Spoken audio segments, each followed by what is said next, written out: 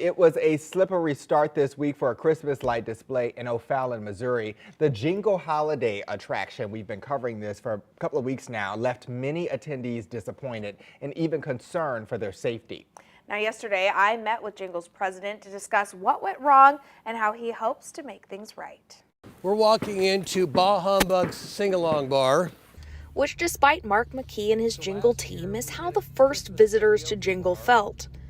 It was clear nobody knew what was going on. It has ruined my holidays.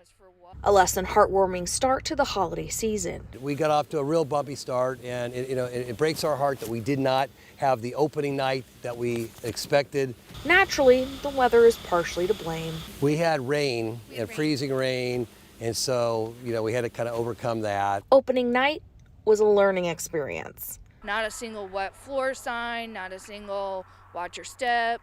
What we learned last Friday was that the salt that we were going to use doesn't do well with an artificial turf field. That problem was fixed for the next night, but the ice skating trails. We're finishing up our ice skating trail that we had challenges with, but it's now great. Shipping challenges, which is ultimately better than slipping challenges. There was multiple people, multiple children falling down. The tubing hill was the only spot where sliding was supposed to happen, and that didn't go well either.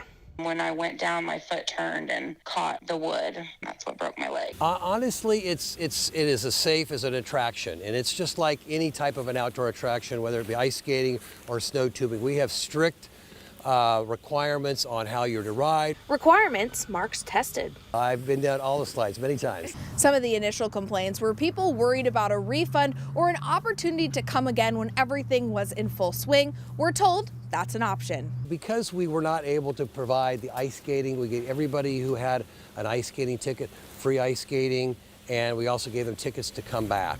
And then any other situations we've kind of dealt with one-on-one. Jingle will be at Car Shield Field through December 31st. I'm glad they made those adjustments. I think people really had high hopes for it, and it seems like a fun attraction. I really think, and looking at things yesterday, I think things have gotten a little bit smoother.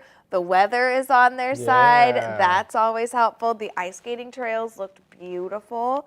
So, yeah. Hopefully they can redo it and make it wonderful. And I'm glad they're able to do the refunds as well. So, Yeah, definitely. Well, good stuff.